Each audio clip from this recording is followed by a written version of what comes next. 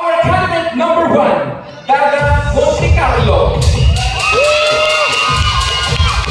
Modern Bata.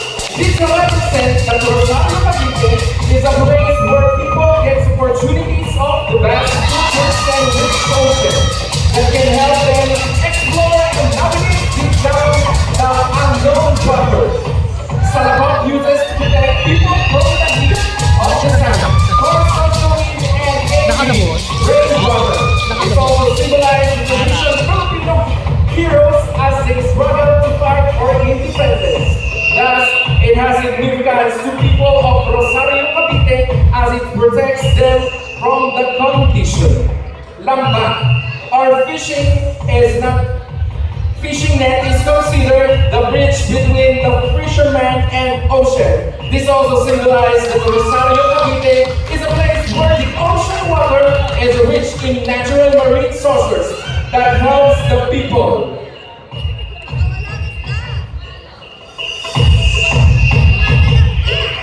Wow, may tilapia.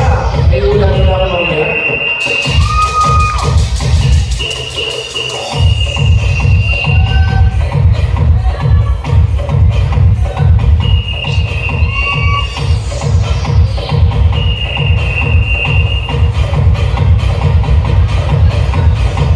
Tinapa is a Filipino term in fish cooked or preserved through the process of smoking.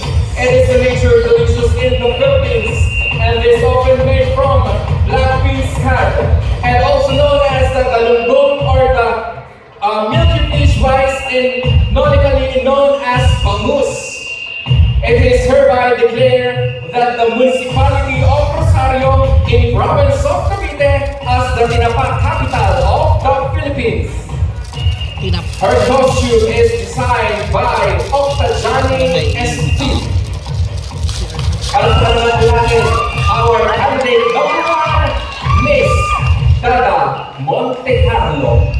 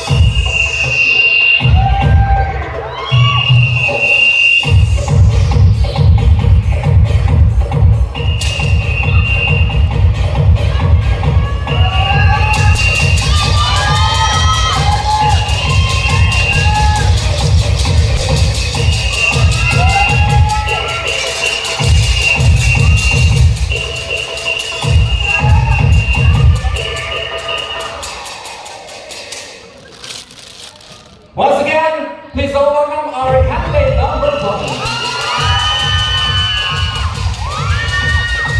Let's move on to our candidate number two.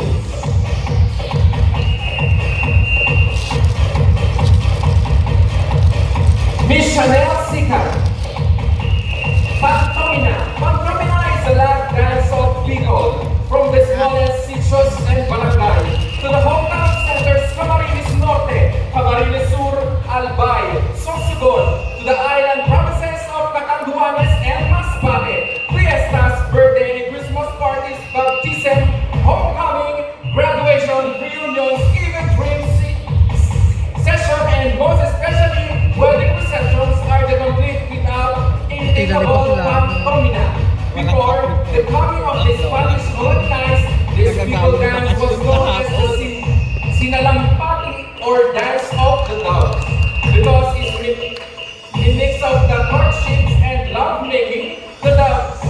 Salampati is a wiggle or dove, such as like the Tagalog's itik-itik, which imitates the unique dove walk or strap, and tiniklik, which imitates the tiniklik bird, which is feel like long legs, and Sinalapati or pantomina is also mimetic imitation eradicating the dogs. Once again, our candidate number 2, Miss Chanel Sika. Sayang ang buhay. In Sorsogon, from the Earthen Barrio Dance Floor, the Santa Cruzan Katapusan Baralena of the House Salas, the birthday or wedding parties venues, the volume, Paratomina has gone as a step further. It has evolved into the Paratomina and Panampo and dancing of Panamporma in street. Ladies and gentlemen, once again, our candidate number 2. Let's move on to our candidate number 3, Miss Maria Marie Ramos. She sang and played in her own town, inspired from the Irish place in Rizal. Antipolo, the celebrated every day, the famous Sumama Festival, which means Suman, Algas, and Atoy, the most famous delegates of Antipolo. She holding a picture of Virgen Antipolo from Antipolo City Cathedral that many devotees are visiting because she a representation of peace and good. Once again, our candidate number 3, Miss Maria Marie Ramos.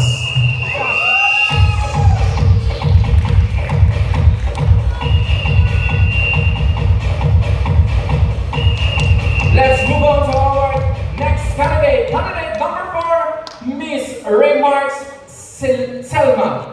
These celebrations honor the white mascara queen of Bacolod City, the city of smile, created by me as well, using white cloth for the wings, white clothing with the sparkles in the ground that symbolize the mascara queen crown. The word mas means many in the Caribbean space in the local dialect. Everyone gets and senses simplicity and purity from this mascara queen. Don't pass this. And this is mascara queen from Bacolod City, the city of smile.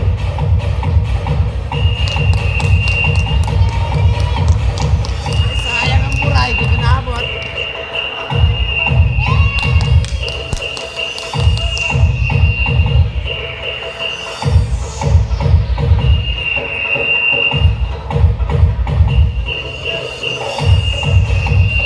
Our next candidate, candidate number 5, Justine Allen Coronel.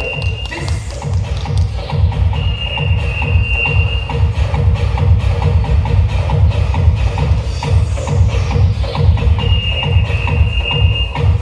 next up is candidate number 5, Justine Allen Coronel.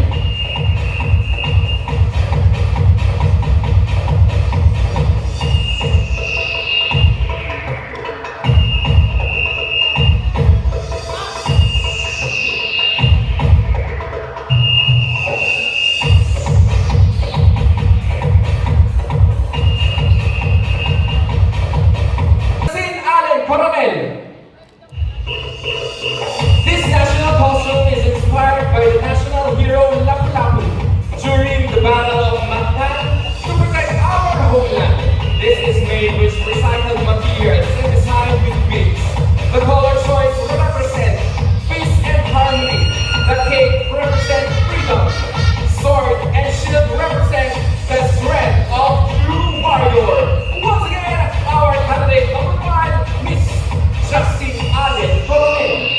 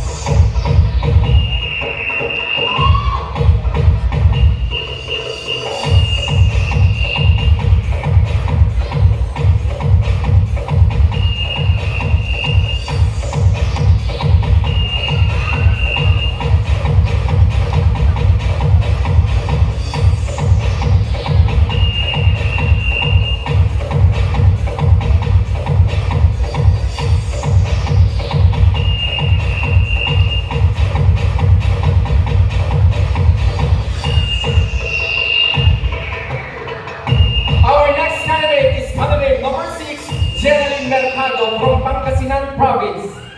Sanduga is an annual event held in March in Bohol Islands. The festival is held to honor the life of a local and feared Filipino leaders, Dato si Katuna. It's believed that mid-16th century, Dato signed a friendship treaty and Spaniard king leading to close association with Spain. The event that led up to the signing of the treaty were orchestra by arrival of the king from Spain in 1565. The treaty between the two leaders marked the start of a friendship between Spaniards and Filipinos.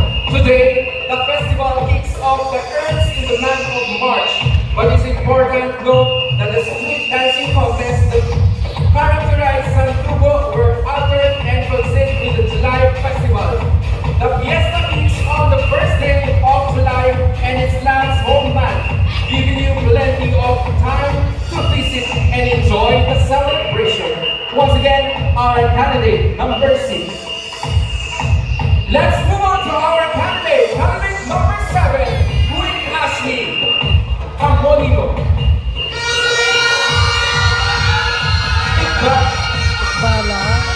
Tikbala costume is inspired by a Philippines mythological creature. This is human. Half horse. This costume is all green with Queen Ashley Tikbala, national costume in fashion, and it derived branches of palliative trees that from the horse, head and butterfly stings the hands, the body, the animals, and conceal the creature's beauty. His costume is Mr. Ayan Bonifacio Zabala. Once again, our candidate number 7, Miss Queen Ashley Campolino.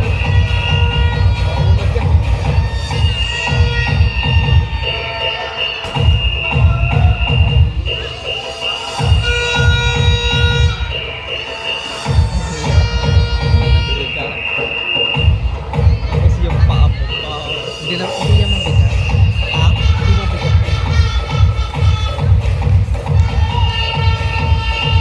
Let's move on to our next candidate.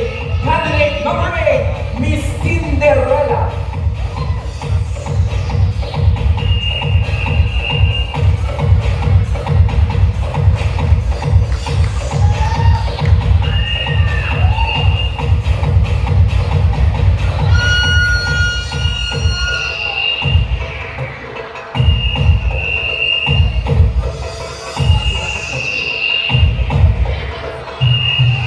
The Mascara Festival is an annual month-long celebration in Bacolod City.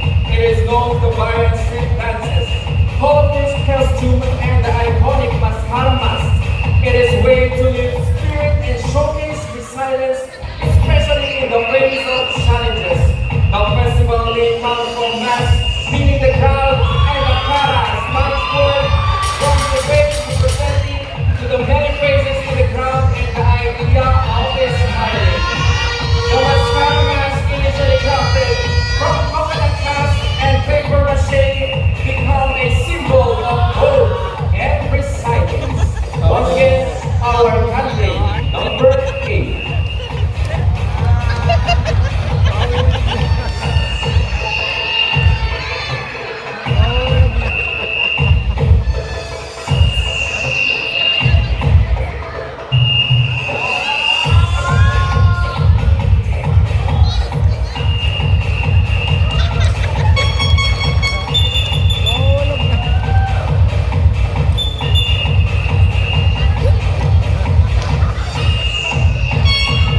Next candidate number 9, Zoyalyn Gray.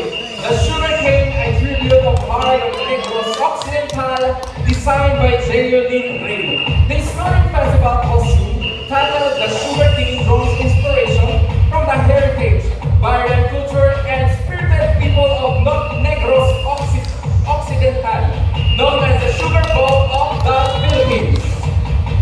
The dramatic art shaped factories pays homage to the numerous festivals celebrated throughout the province, many of which incorporated brands art shaped headdresses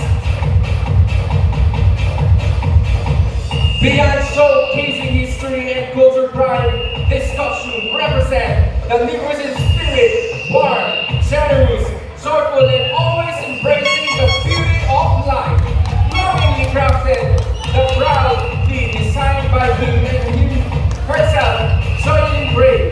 The costume is not just a fashion, it's a living story of Negros Occidental.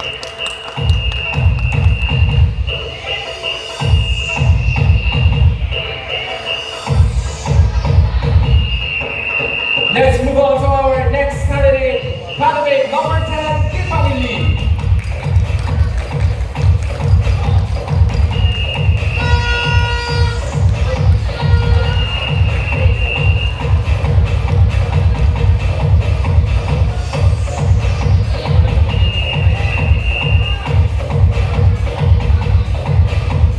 The Filipiniana dress is a beauty of embodiment of Filipino culture and history. With its intricate embroidery and colorful design, the dress is a timeless piece that continues to captivate its audience. It serves as a reminder of the value of upholding Filipino culture and custom, as well as a symbol of the people in a city and country. Exploring the fascinating piece of the Filipiniana dress is an excellent way to learn more about the culture and the history.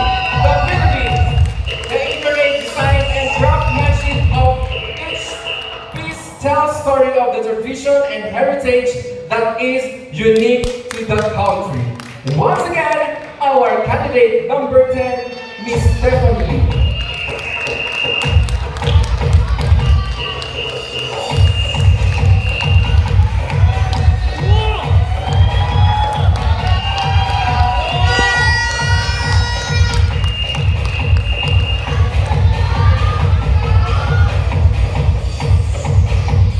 Puro pamaypay pala yun.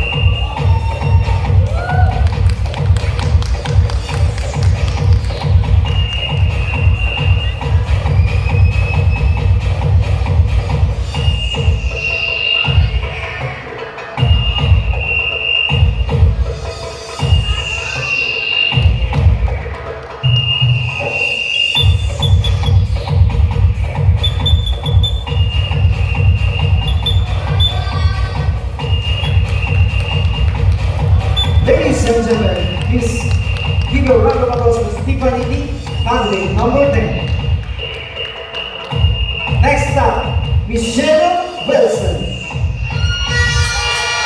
candidate number 11.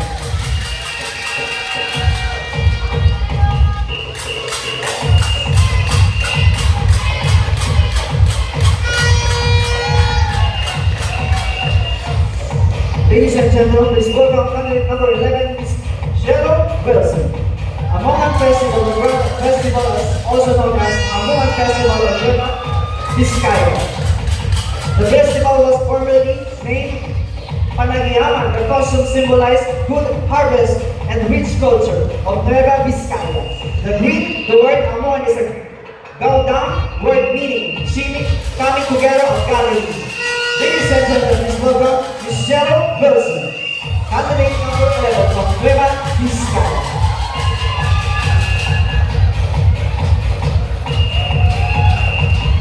Best in talent. Best in talent.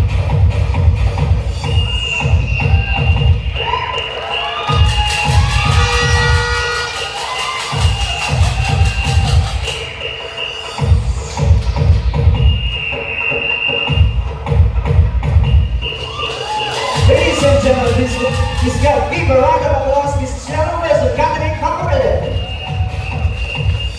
And our next up is candidate number 12.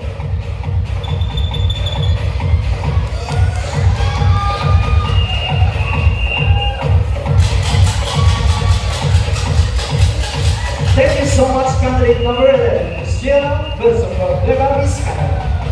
And our next up is Miss candidate number 11, AJ Barata from Cavite.